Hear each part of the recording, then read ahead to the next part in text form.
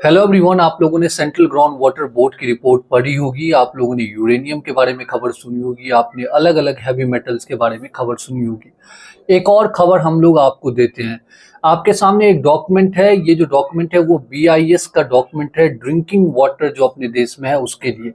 आप पहली वाली लाइन देखें, इसमें है EC, इलेक्ट्रिकल कंडक्टिविटी। आप देखेंगे एक्सेप्टेबल लिमिट जो है वो है 750 माइक्रोसीमेंस पर सेंटीमीटर का, और परमिसेबल लिमिट जो है वो है आपका 3000 माइक्रोसीमेंस पर सेंटीमीटर का।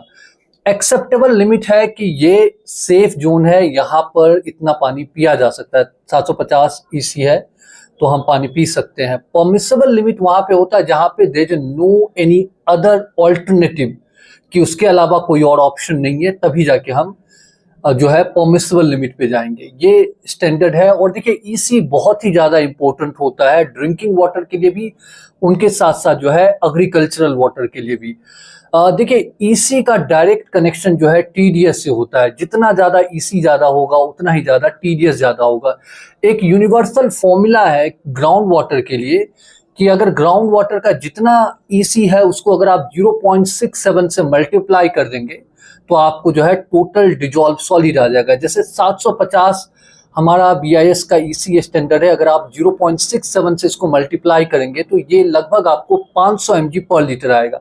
मतलब BIS का जो एक्सेप्टेबल लिमिट है उसके हिसाब से 500 mg पर लीटर होना चाहिए हमारा TDS। ओके, ये एक्सेप्टेबल है, इससे ज्यादा नहीं होना चाहिए। अब आप आइए 3000 जो इसका परमिसेबल लिमिट है, अगर आप 3000 का अगर निकालेंगे TDS तो आपको मोर देन 2000 जो है mg पर लीटर आएगा। ये परमिसेबल लिमिट है। ये आपने ये डेटा समझ लिया। अब एक चीज और दिखाते हैं। अब ये जो रिपोर्ट देख रहे हैं ये सेंट्रल ग्राउंड वाटर बोर्ड की रिपोर्ट है। अब इस रिपोर्ट में देखेंगे टोटल अपने देश में जो है 5300 से ज्यादा सैंपल लिए गए।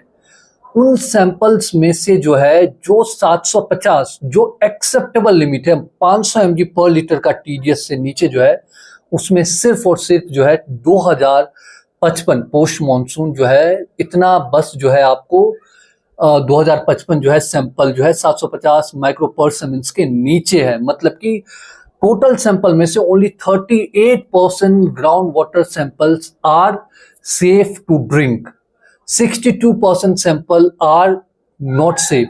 वो जो है आपका 750 माइक्रोसीमेंस पर सेंटीमीटर के ऊपर है, मतलब उसका TDS जो है 500 से ज्यादा होगा। उनमें भी जो है कुछ ऐसे भी है जो 3000 से भी ज्यादा है सैंपल, वो 7% से ज्यादा है। तो जो सेफ ड्रिंकिंग वाटर है अपने देश में टोटल सैंपल का जो है वो सिर्फ और सिर्फ 38% है। अब ये आप पूरे देश की बात करिए। चलिए अब आते हैं अपने देश की राजधानी दिल्ली में। दिल्ली में टोटल से EC की सैंपलिंग हुई 86 में से पोस्ट मॉनसून सिर्फ और सिर्फ 4 ऐसे सैंपल थे जो जिसकी इलेक्ट्रिकल कंडक्टिविटी 750 माइक्रोसीमेंस पर सेंटीमीटर से नीचे था।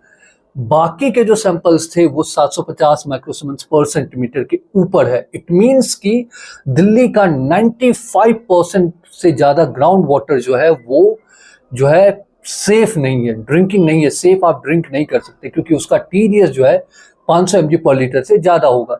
अब यहाँ पे एक सवाल खड़ी होती है जो हमारी एजेंसी जो मतलब कि एक स्टैंडर्ड बनाती है।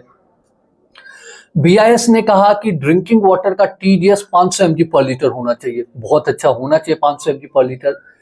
पर वहीं पे एक जगह पे आप कहते हैं कि EC जो है इलेक्ट्रिकल कंडक्टिविटी परमिसिबल लिमिट 3000 कर देते हैं।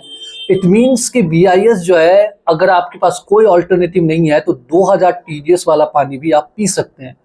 एज पर द EC अगर आप उसको अगर TDS से कैलकुलेट करें तो ये समझ में आता है।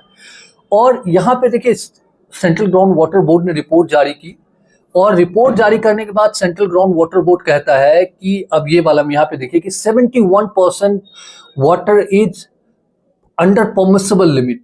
तो मैं एक बात पूछना चाहता हूँ CGWB से, क्या हम उस थ्रेशहोल्ड पे मतलब 3000 जो हमारा क्या कहते हैं जो परमिसिबल लिमिट है उस थ्रेशहोल्ड से हम वाटर को सेफ मापेंगे, या हमारा सेफ मापने का नजरिया या हमारा सेफ मापने का बॉर्डर एक्सेप्टेबल लिमिट होना चाहिए 750 माइक्रो सेंटीमीटर होना चाहिए। अगर हम इस हिसाब से मापे तो हमारे देश में अभी 62% जो है ग्राउंड वाटर वो कंटामिनेटेड है, उनमें हाई टीडीएस है। इट मीन्स कि उनमें सॉल्ट भी है, उनमें मिनरल्स भी है, उनमें कंटामिनेंट भी है। मिनरल्स है, अच्छा है, पर उनमें क्या है उनके अलावा, ये जानना बहुत जरूरी है। कि आपने देखा कि पंजाब में 62% वाटर में जो है यूरेनियम है, दिल्ली में 15% वाटर में यूरेनियम है, आर्सेनिक है।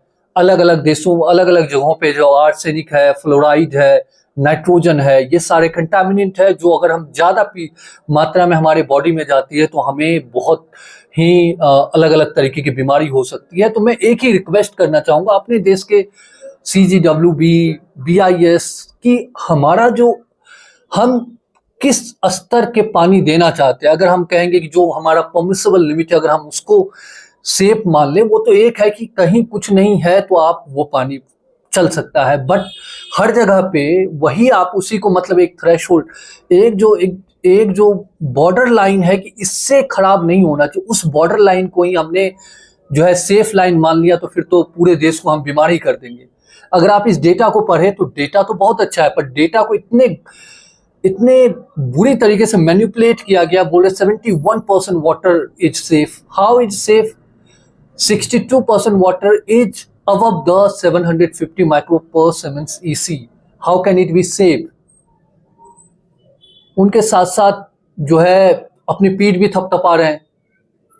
हमें तो अभी जांच करनी चाहिए कि हमारा EC इतना क्यों बढ़ रहा है, हमारा यूरेनियम इतना क्यों बढ़ रहा है। इस पे जांच नहीं होने के बजाय हम कह रहे हैं हमारा वाटर सेफ है। हम न जाने अपने देश के लोग किस तरीके का वाटर पिएंगे, कैसे जिएंगे। अगर परमिसिबल लिमिट को हम जो है, परमिसिबल लिमिट पे अगर हम चीजें डिसाइड करने लगे तो फिर तो पूरा देश बीमार हो जाएगा।